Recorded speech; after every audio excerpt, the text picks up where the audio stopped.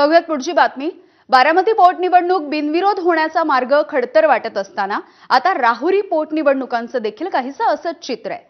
शिवाजीराव कर्डिले यांच्या निधनाच्या नंतर भाजपने त्यांचे सुपुत्र अक्षय कर्डिले यांना उमेदवारी दिली आहे। निवडणूक बिनविरोध व्हावी अशी भाजपची भूमिका असताना आता राष्ट्रवादी शरद पवार पक्ष राहुरीच्या मैदानामध्ये उमेदवार देण्याची तयारी करतोय।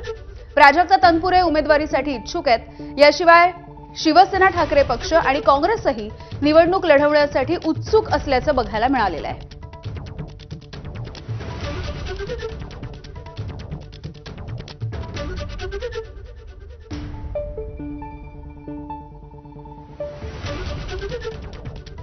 राहुरी विधानसभेच्या बाबतीमध्ये महाविकास आघाडी म्हणून क्लेम आम्ही ठेवलेला आहे। आम्ही लढवण्याच्या संदर्भात आमची भूमिका ठेवलेली आहे।